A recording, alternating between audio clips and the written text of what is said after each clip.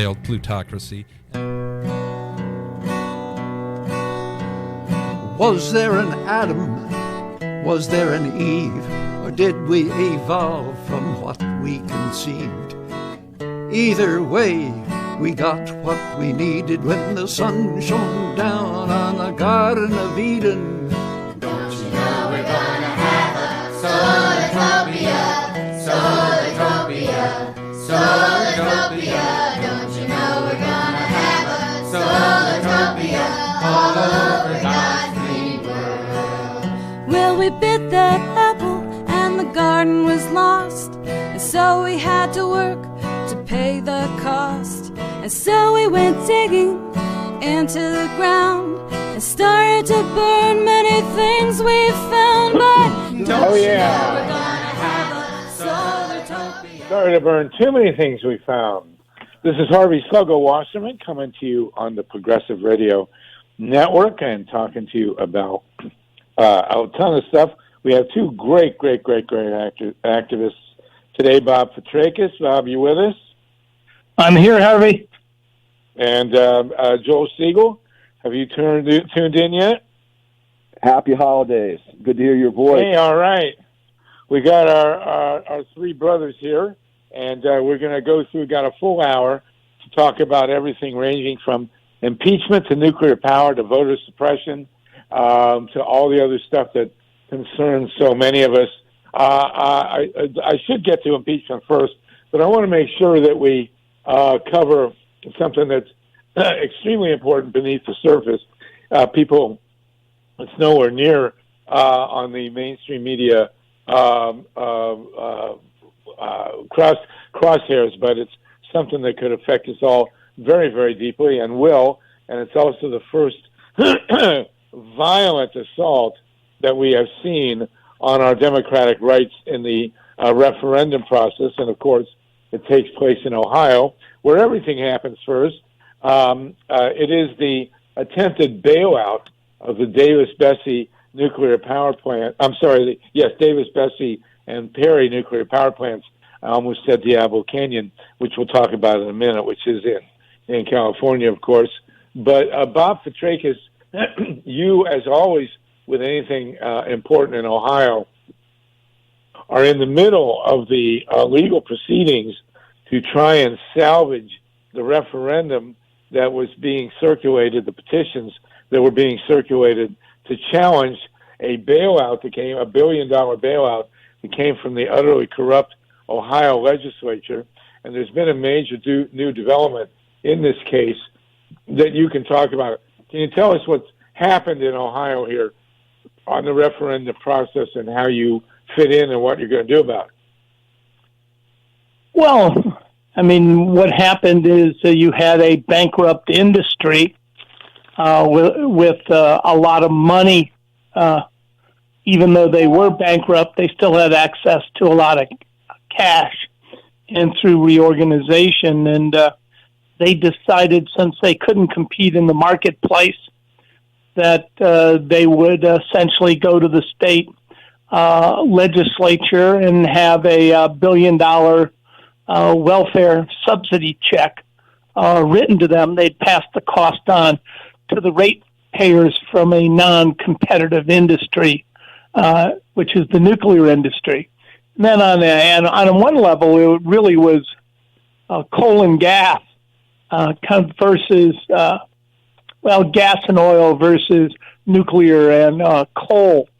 And most of the people who, environmentalists and others that favor renewable energy, were left out of the entire equation. And there's been a tremendous canceling under the governorship of John Kasich, which just ended last year. But the billions of dollars of renewable energy struck down in Ohio. So that's what it was. And more interesting was the fact that the nuclear industry created a non-certified petition that sounded like the real petition that was overwhelmingly supported, and they circulated the petition.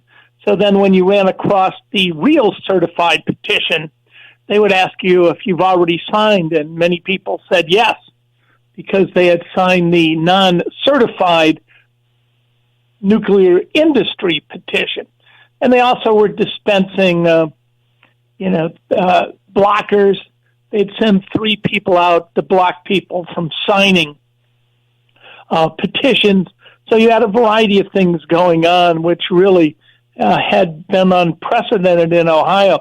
You had an Asian American attacked outside the Dublin Library because the nuclear industry had been running campaigns that looked like they were out of the Cultural Revolution. These hardcore marching communist ads causing tremendous anti-Asian sentiment in Ohio and linking them to a plot to take over the energy grid. So you wrote about it, we wrote about it, one of the stranger events in modern Ohio political history. Well, it's not just strange. And Joel Siegel, I'm happy to have you hanging on. Let me run through this, and I'll have you comment. Let's summarize. I mean, this is incredibly important because it cuts to the core of our human survival. These 2 reactors on Lake Erie are just incredibly dangerous. I mean, there are 96 commercial reactors still licensed in the United States. 95 of them are more than 30 years old. Davis-Besse is more than 40 years old, and it's had an incredible history. And if I were to bet on what the next atomic reactor to explode will be, a la Chernobyl and Fukushima and 3 Mile Island, it would be Davis-Besse. I think Davis-Besse is on the number 1 on all the list of people who follow nuclear power for the most likely to explode. And, of course, it's losing tons of money and should never... I love how these big corporations love the free market, but when they're losing money, they immediately turn to the public for bailouts from legislatures like the incredibly corrupt Ohio legislature, completely bought and gerrymandered.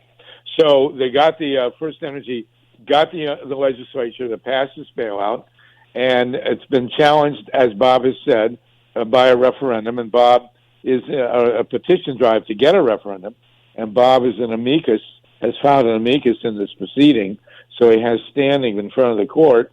And in order to prevent this referendum from getting on the ballot, and all the polls show the vast majority of Ohio citizens are opposed to this bailout, and why wouldn't they be?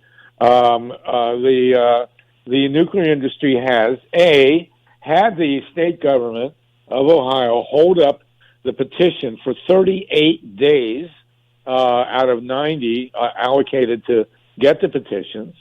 They then, when the a petition was approved for going on for getting signature gathering, signature gatherers who had to register with the state with their phone numbers were called by the nuclear industry and offered bribes to not gather signatures. I mean, substantial bribes of $1,000, and B, threatened with violence if they did come to gather signatures.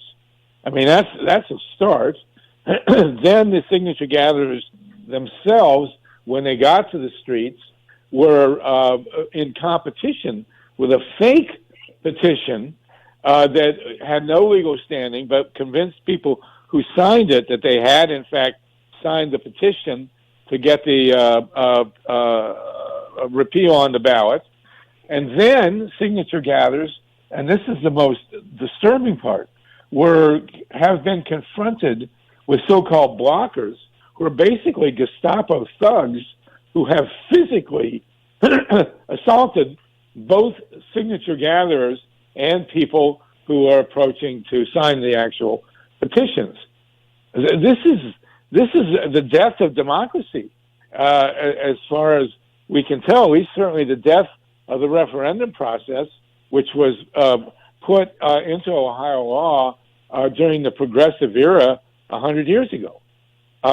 Joel Siegel, do you want to comment on this from your perch in North Carolina where similar things have happened? Yeah, first of all, I want to thank you for having me on the show, but also Bob Fitrakis, who, in my opinion, is one of the single most important democracy activists, along with you, Harvey. I worked with Bob and you, and I worked for Congressman John Conyers, and we did hearings in the Judiciary Committee in 2004 on voter suppression efforts in Ohio, and then there was a book that came out, What Went Wrong in Ohio, and the fact that Bob is still at it and you're still at it and now you're talking about nuclear power, it just still makes me optimistic that, progressives don't give up. Never. So happy holidays to both of you. And Bob, it's great to be on this phone call with you. Yeah, I mean, I would say that what you're dealing with is the power of the nuclear corporate entity, right? The nuclear industry. And this is a very, very important situation, what you're talking about, because many people who are working on climate change, which is what I work on now full-time, having left Congress, is they say that the nuclear power is dead.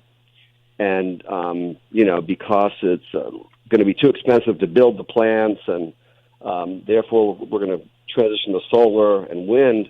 No, I don't believe that's the case. I think what's going to happen is the hardliners of oil, gas, and nuclear, dirty, dangerous sources of power, will continue to say, well, that's what we can do, clean coal and safe nuclear. I've been hearing Democratic presidential nominees talking about the fact that we now have safer nuclear power. No, we don't. That's not the case. But I think in Ohio, it just seems like corruption is the legislature just continues to stay corrupt, and the only way I think we can end corruption, especially if it's from Republican corruption or hardliners, is to get them out of office and get people to vote. Otherwise, we're gonna see the same thing. People who are in power saying nuclear power is okay, doesn't matter if we have an explosion like Fukushima or 3 Mile Island. But I want to thank Bob and you, Harvey, for keeping us alive. Well, I got to tell you, I'm even seeing now stuff with the nuclear industry claiming that nobody's been harmed at Fukushima. I mean, more than 130 times as much radioactive cesium has been released at Fukushima and continues to be released, as was released at Hiroshima and Nagasaki. I mean, this is just an apocalyptic event that keeps getting worse. And, Perry, the Perry nuclear plant on Lake Erie is the first American reactor to be damaged by an earthquake in Ohio, for God's sake. Thankfully, it wasn't open at the time, but I'd like to see who can stand in an operating room of a nuclear reactor and operate it while being shaken by, a seismic shock. So this is a big deal. And Bob, you have standing in the legal process. Tell us what happened with the Ohio Supreme Court. Didn't a bunch of them had to, like 3 of them had to recuse themselves, right? Yeah, there's 7 members of the court, and 3 of them had to recuse themselves, in part because their campaign managers have been involved in with these companies that are trying to get the subsidies. So 3 of the 7 recused themselves. The remaining 4 decided they would take the questions from the federal judge, Judge Sargis, in this case. The Attorney General in the state and the Secretary of State have been urging the Ohio Supreme Court to simply ignore the questions from the U.S. federal court and not cooperate. That's shocking. The Attorney General and the Secretary of State of Ohio, right, elected officials, have asked the Ohio Supreme Court to not answer these inquiries from a federal court? Yeah. I think the 90 days is at the key of it. right, the plain language, and that's really the analysis. Anyone who's familiar with the law, ever been to law school, you kind of, learn that on day one. And when you're dealing with legislative law, is that you're usually looking to the plain language of the statute, or particularly to the Constitution. And if the Constitution says you have 90 days, shockingly, it generally means you got 90 days unless the Attorney General sits on it for 38 or it gets delayed by the Secretary of State. So the game they're playing is the same one they play with purging voters. They take what appears to be plainly understood law, and then, it's like an election cycle, which used to mean, right, a midterm election and a presidential election. That was a cycle. And suddenly it became any two elections. So it's what kind of Ohio and other areas that are dominated by conservatives are famous for. It's right out of the old movie National, right? If the law is understood, you confuse it. It's truly astounding, and it's amazing how it happens in Ohio. I mean, Ohio used to be a strong union Democratic state, and part of the problem in Ohio is that the Democratic Party is virtually non-existent, completely corrupt, completely feeble, unable to do anything. And I don't, Bob, how would you describe what has happened to the Democratic Party in Ohio? I mean, they're nowhere on this. Well, the Democratic Party, the progressive wing of the party, to some extent around Sherrod Brown, have never been able to build its own sort of apparatus. There's some new Democratic socialist close to Bernie. I heard Joel referring to Representative Conyers, who would come into the state sometime and probably was doing more to mobilize progressives in Ohio than the few progressives in Ohio. So, I mean, the Democratic Party in the Capitol here is really dominated by corporatists. I mean, people that get a ton of money, and I mean a ton of money from wealthy developers like Les Wexner, whose name has emerged in the Jeff Epstein scandal. So, I mean, we have, you don't really need a Republican party in Franklin County in the Capitol because the Democrats do a much better job as corporatists. Right, and the bailout, the $1 billion bailout for Perry and Davis Bessie could not have passed without Democratic votes. And they sold that as pro-labor because there's some union workers at the plants. So it was literally sold as a pro-worker, pro-labor policy. Joel, how would you characterize the Democratic Party in North Carolina? Are you facing the same sort of feebleness that we are in Ohio? I mean, I'm very much involved in the Democratic Party in North Carolina, and our Governor Cooper, who he's I have to call him a colleague and a friend, but just to give you an example of where he has been absolutely influenced by Duke Energy, the largest utility company in America, dealing with gas and oil, is he will not say no to the Atlantic Coast Pipeline, which is one of the most dangerous natural gas pipelines that's being built. And, we elected him because we thought that he was, quote unquote, progressive. But where there has been, I think, new energy is we now have younger people of Asian American descent, East Indian descent, Hispanic descent, African American descent, who are younger and more progressive, who are starting to really, obtain more power in the North Carolina legislature. And the grassroots, especially, let's say, Our Revolution and Progressive Democrats of America, et cetera, those who are in favor of Medicare for all, are starting to gain more traction and more power. But right now, I find that the Democratic Party in North Carolina It's basically a fundraising machine for centrist Democrats without an infrastructure. And I feel like the Democratic Party nationally, that's what it is. I was an activist who worked within the Democratic Party at the highest levels, and I still do. But they do act as a fundraising machine for centrist Democrats to win elections. So we've got a lot of work to do, but I tell you where I am more optimistic is the younger people who are running for office are more like on the Bernie Sanders spectrum or Elizabeth Warren spectrum. Well, good. And that's how we wind up with AOC and the squad. I mean, in Ohio, and I got to just vent on this. There was an election for governor, and the two candidates on the Democratic side were Dennis Kucinich, who is a great, great, great activist with a tremendous history and a huge following of his own. And he ran against Cordray, who was just a completely nondescript, party hack. And it was clear that Cordray was going to win. I mean, there was no doubt that Dennis was not going to win the primary, but they made a point, the Democrats, of completely trashing him.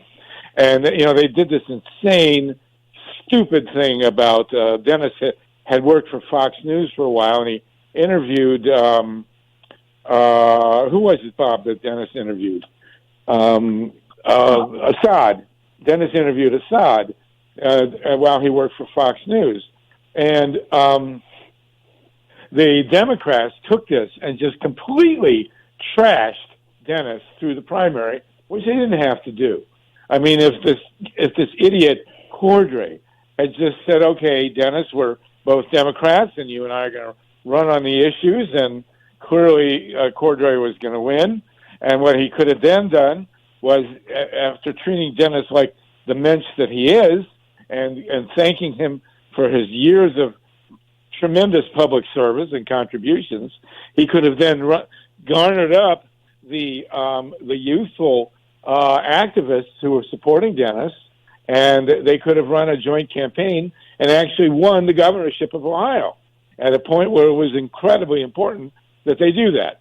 But no, the corporate Democrats had to go out and trash Dennis, which they did, and then nobody showed up to vote for this incredibly boring Richard Cordray, and of course he lost to the even more boring Mike DeWine, who is now the governor, and we wind up with stuff like the bailout for Perry and Davis Vesey, which Dennis, of course, had he been involved in the state government, would never have stood for. I mean, this would not have happened. Dennis didn't need to be governor. He just needed to be involved in the state government, which could have happened, and the young people would have still been active. But no, the corporate Democrats had to trash him, and now we wind up with a totally gerrymandered, corrupt state government that wants to bail out these two Chernobyls waiting to happen on Lake Erie.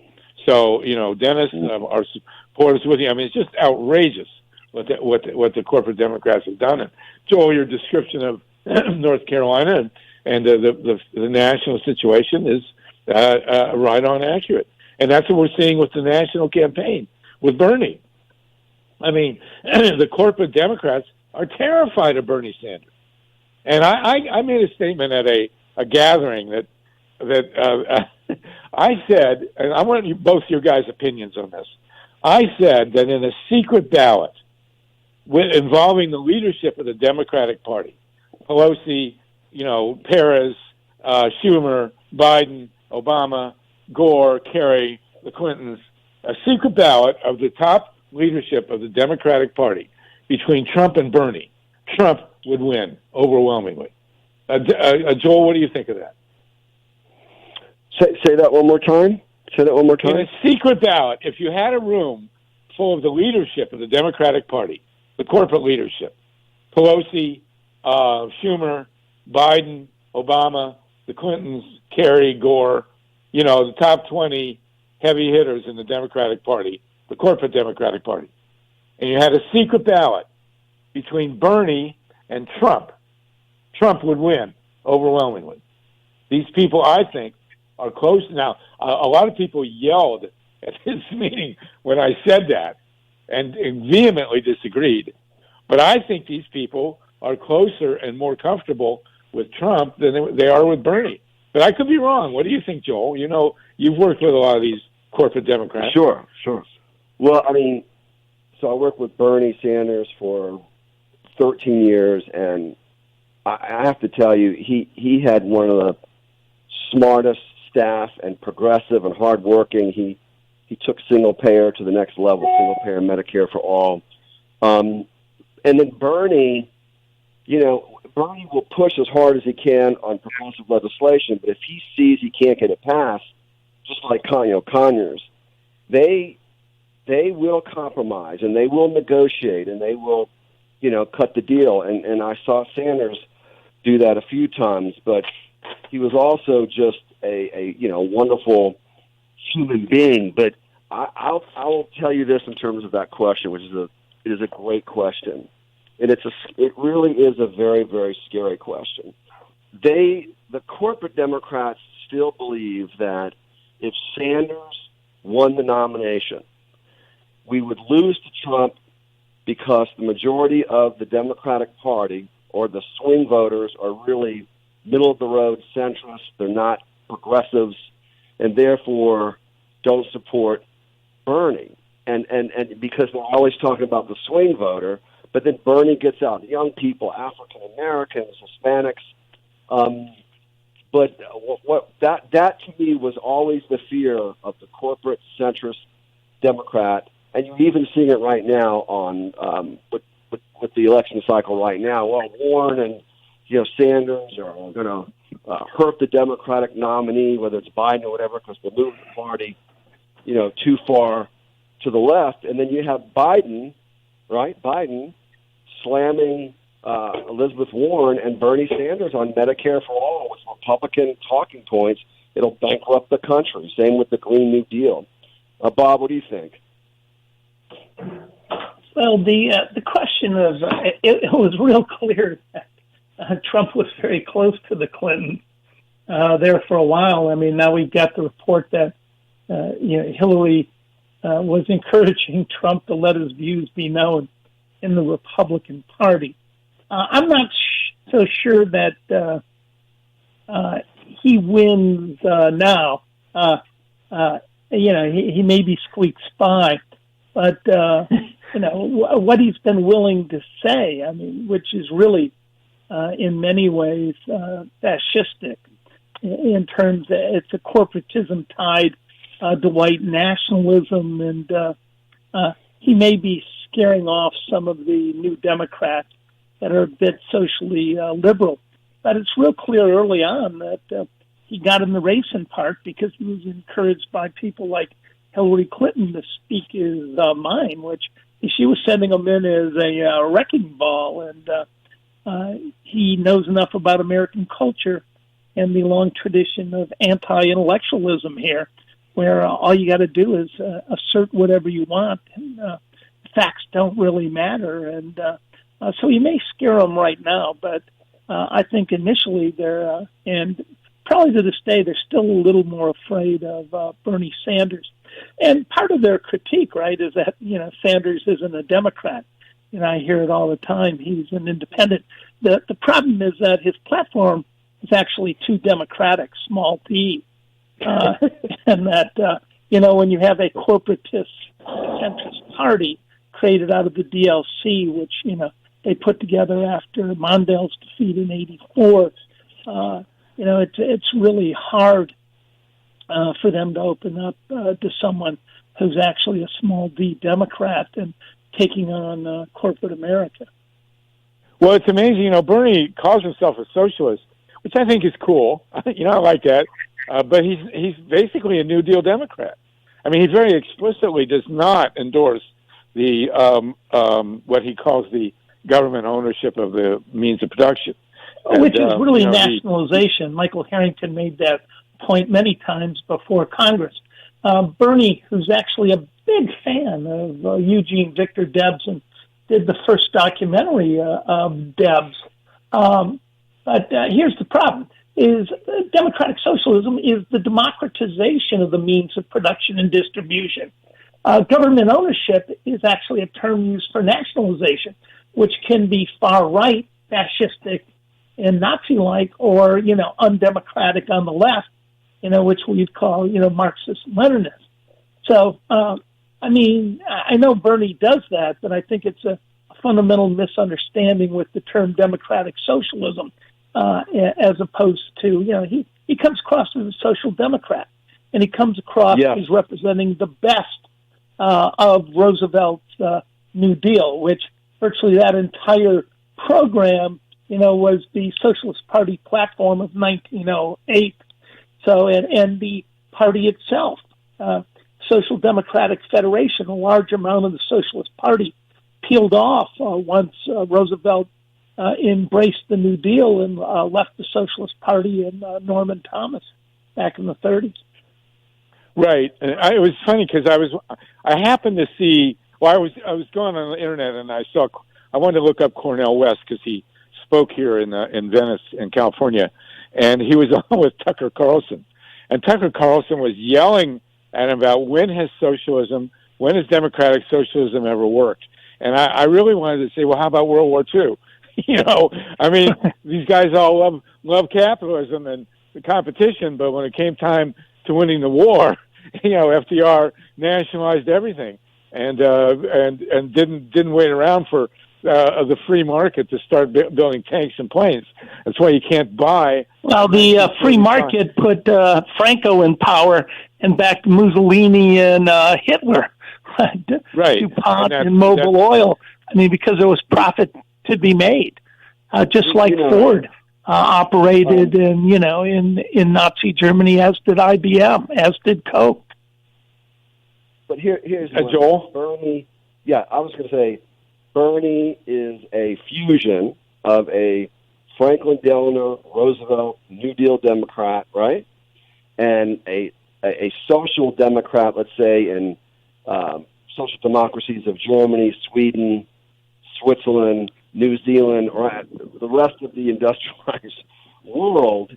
And and it's interesting if you look at Medicaid, Medicare, the VA, police, fire, public schools, so forth and so on. Tucker Carlson's argument that social democracy doesn't work. I'd like for him to explain, how all these great programs that have benefited millions of folks who otherwise wouldn't have gotten the benefit, whether it's the GI Bill or food stamps. I don't understand that radical notion. But the one thing I have to say about Bernie Sanders, he does have his principles. He is a social democrat, but he would not have been elected over and over and over in Vermont unless the people didn't realize that he was bringing back to the state, probably at this point, hundreds of millions of, maybe even billions of dollars, right, to the state, but also because he knew how to work within the system. And I've seen him over and over again, and his staff. Conyers was the same way. He knew when to compromise to get something done, for the people. Yeah. So this critique of him is just wrong that the centrist Democrats had with Bernie. They don't know him and they haven't worked with him. Right, and they fear him. And I got to say, today in the New York Times is the first article. The Times has been very, very astute at ignoring Bernie and trashing him at every possible turn. And today, for the first time, on the front page of the New York Times is an article that says basically they're going to, well, you know what? We're going to have to deal with this guy. It's a very high likelihood, I think, that Bernie is going to win in Iowa. All this talk about Buttigieg, I think it's nonsense. And they're also understanding that Bernie's support is fiercely loyal. And one of the reasons that people are so loyal to Bernie is that he has been so consistent for the last 60 years. Even in the early 60s, like 50, 55 years, he comes right out of the old New Left. I heard his speech in Venice on last week, and it could have been 1967. All the really good, strong, anti-racist, pro-social, welfare, pro-environmental, anti-imperial stuff that we've been saying, of our generation, the old baby boomers, since the Vietnam War, since the Civil Rights Movement, Bernie is there. Bernie was even 4 years. Bernie's 4 years older than me, so he was active in the early '60s, and we have footage of him being arrested in the early '60s, and he has not changed his principles, thank God, ever since. So, and finally, the New York Times seems to be conceding, and if the Times is doing it, then you know that the rest of the party coming to the grudging understanding that this guy could actually win the nomination. And if he did win the nomination, he would run a beautiful a campaign full of integrity and high principle. I mean, I have friends here in L.A. that regularly hold house parties, and, they raise funds for liberal causes and social democracy, great politics. They love Bernie. And they offered to have Bernie do a fundraiser, and he wouldn't do it. He just said, "No, I don't do these parties." I mean, that's the way it is. And he has mentored an entirely new generation. I mean, when he spoke here, and I heard her speak, AOC, she was terrific, and she, acknowledged and gratefully and joyously that Bernie has mentored this new generation. And I wish him and Ruth Bader Ginsburg a long and happy life, because we need them more than anything.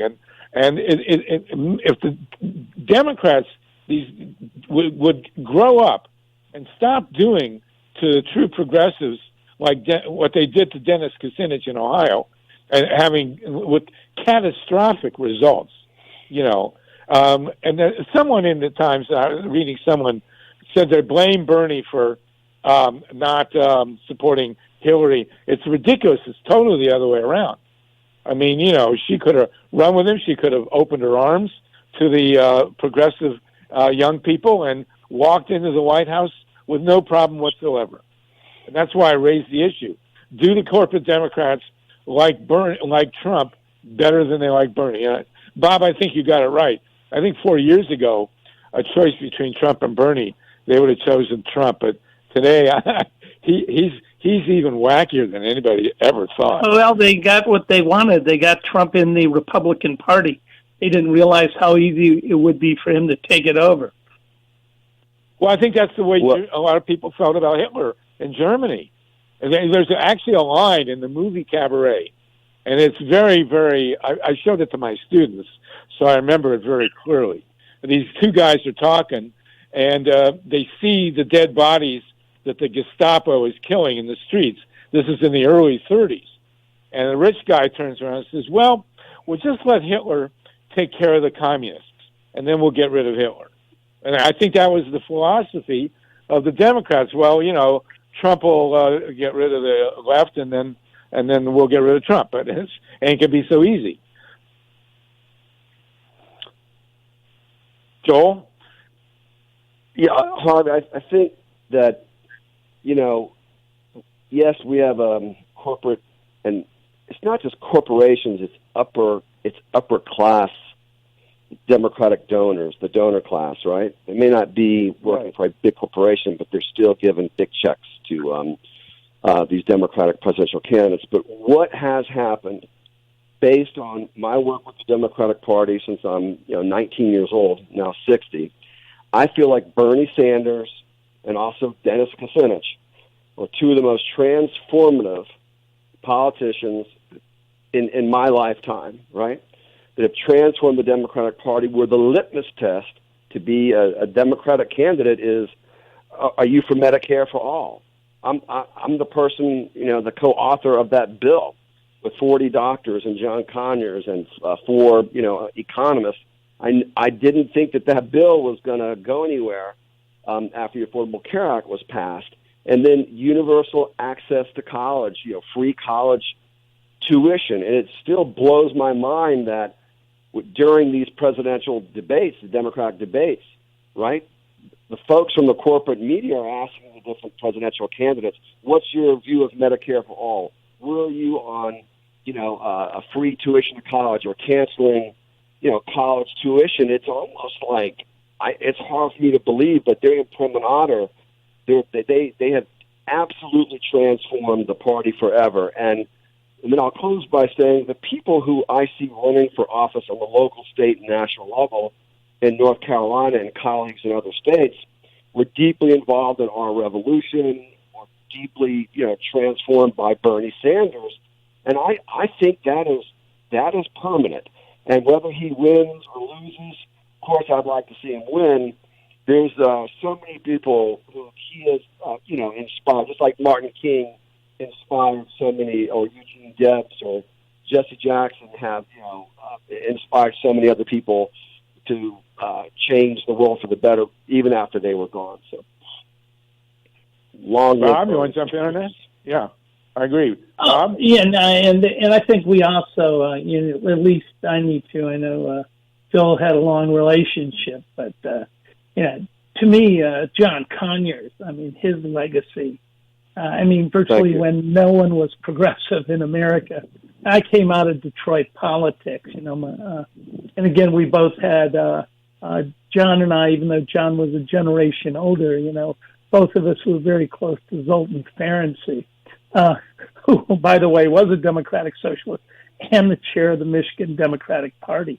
But yeah, John kept a variety of things alive for years, and also what he did in 2004, taking the out-and-out corruption seriously, which just now NBC News is reporting stuff we reported Harvey in 2004 about ES&S and questioning who actually owns the company and questioning why a proprietary for-profit entity would secretly be allowed to write code that goes in the machines that creates total non-transparency in election vote counting. So all of those things. But I would really agree with Bernie, who I've known since 1980 and donated to his first campaign when he ran for mayor of Burlington, and really Dennis Kucinich. God, Kucinich has been, along with Conyers, right on virtually everything for so long. The Democrats, the corporate Democrats, attacked Kucinich because he worked with Ron Paul. And the commercial didn't point out he worked with Ron Paul on trying to repeal the Patriot Act and opposing the illegal, immoral war in Iraq. So they didn't mention what he was working. He was working with Ron Paul on stuff that the vast majority of Democrats knew was wrong. Some spoke out against. But when push came to shove, they voted to attack Iraq. They voted for the Patriot Act. Yeah, it's outrageous. And I got to say that about Ron Paul, much of his stuff is just abhorrent to me. He even named his son after Ayn Rand, for God's sakes.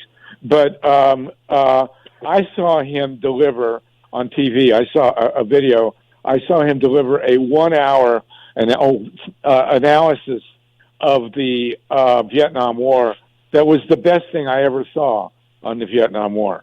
Ron Paul, libertarian, all that stuff, but his views on the military were astoundingly progressive and really powerful. So the question we're facing here, as we're seeing an impeachment going on, which is a whole other game show of its own. But the question that really resonates now, and it's a critical question, is how are the corporate Democrats going to deal with Bernie? Are they going to do what they did in Ohio, which is totally trash Dennis Kucinich, destroy any connection with the younger activists in the state who are, there's 85 million millennials in this country. The presidential election in 2020 will be decided by one thing, which is how many millennials are going to come out to vote. There's nobody in the middle. It's Biden and all these other people, we got to play it so that we attract the Republican voters. It's nonsense. There's 6 Republicans who might come over and vote for Biden because he's moderate.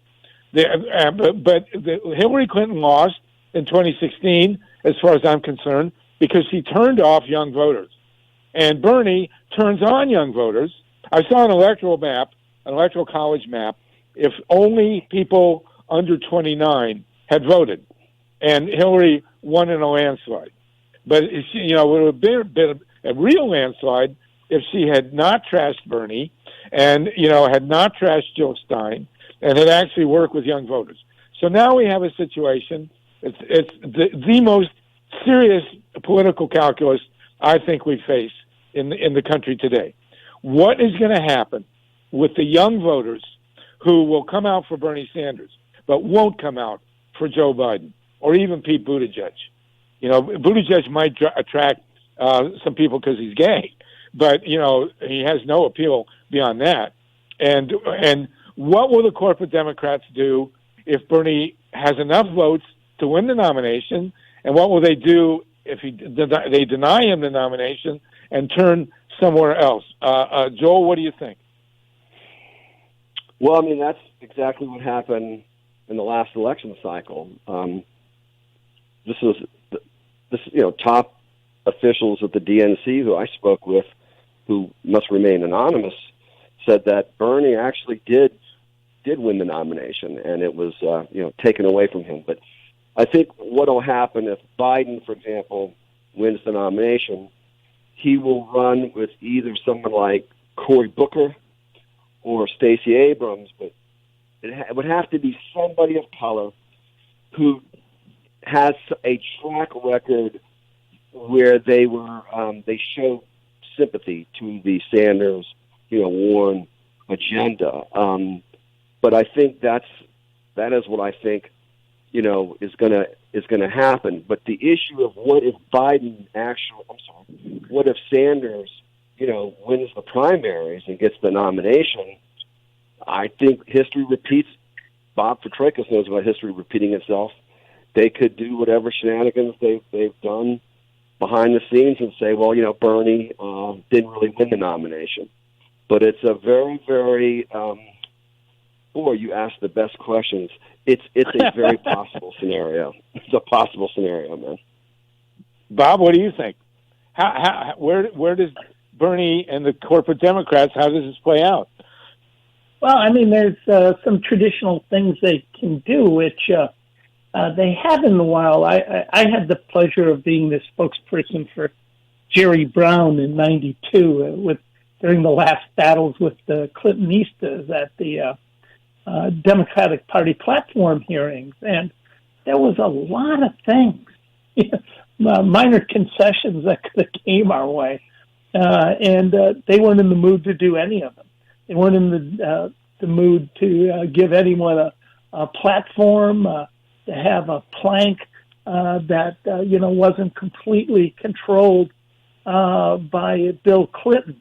So they can't do that. They at a certain point, it backfired against them. They, in places like Ohio, they went after Bernie college students in Athens, Ohio, and Bowling Green, and Kenyon, in these college towns. They challenged their right to vote and turned many of them away. You can't do that and then turn around and expect they're going to come out in the fall and back you. So, again, everyone's got to realize there needs to be a broad popular front coalition against white nationalism. And if there's not, people are going to stay home. We're going to get 4 more years of perhaps the most dangerous president in modern times. And really, it's what he's doing to the courts, right?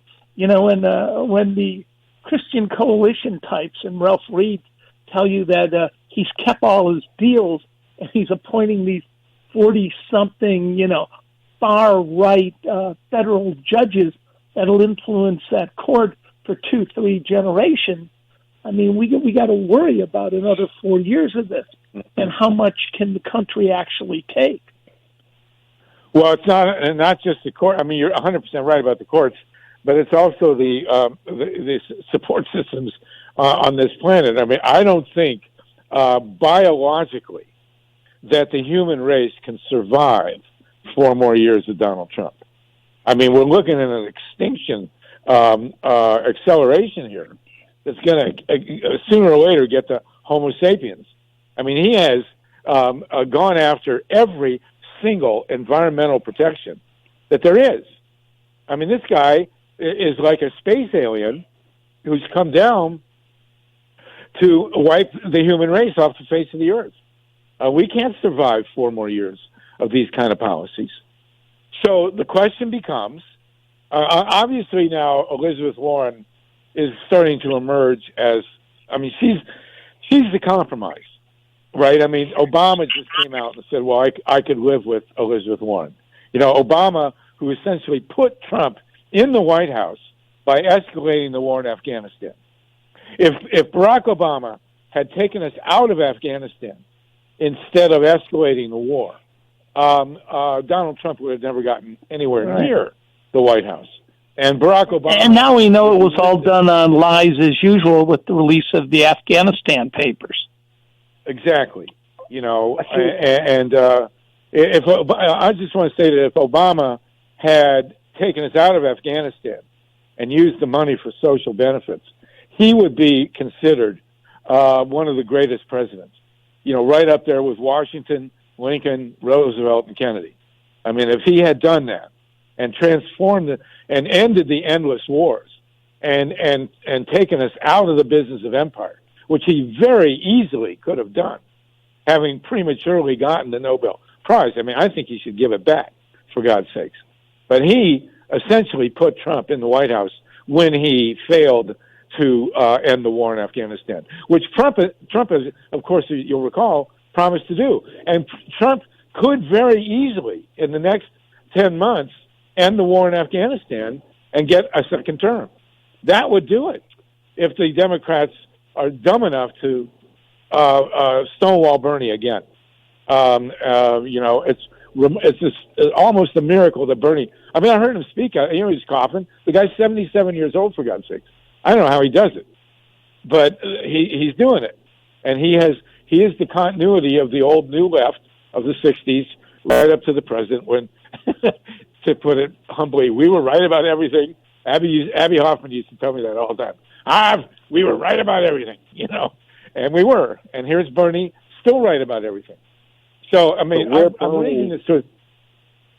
Go for it. Joel, go ahead. Sorry. Go ahead. No, go.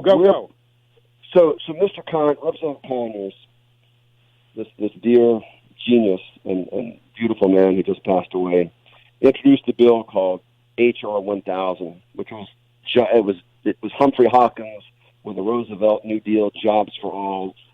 He took it to Bernie, then Bernie introduced a similar version of it, and Frederica Wilson has now introduced the bill, and it would literally create in this country jobs for all. Anyone who wanted a job would get training and jobs. And I think Trump's appeal in the Midwest, in the South, really, and I think, Bob, you know this, you know, having lived in the Midwest, and you too, Harvey, was we're going to make America great again and bring manufacturing back to the Rust Belt. But whether it's Biden or Bernie, they're going to have to talk about putting millions and millions of people who are either out of work or working, you know, doing delivery for Amazon, and come out with an explicit Rooseveltian New Deal / Marshall Plan that's explicit. Here are the jobs that are going to be created, whether it's infrastructure, whether it's clean energy.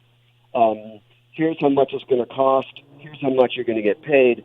I think that's where Trump just always excels. People say, look, he's gotten the economy down to 3.5% unemployment. Actually, in Watts, in L.A., it can be up to 70%, by the way, in the black community. But the Democrats have failed miserably to come out with a strong jobs for all platform.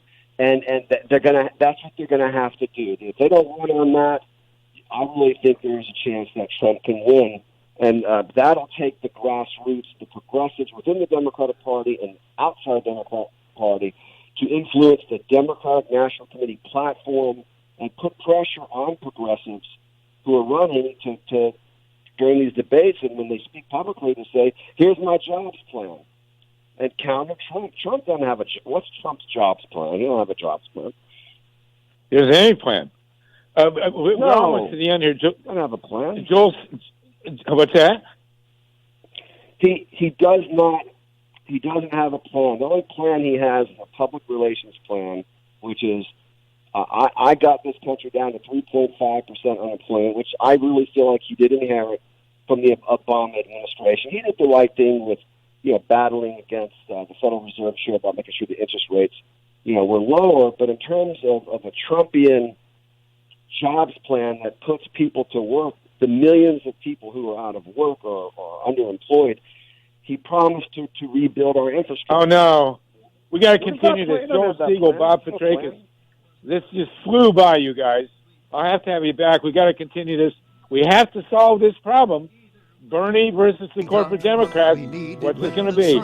See you next week, next year in Solartopia. Don't you know we're gonna have a Solartopia?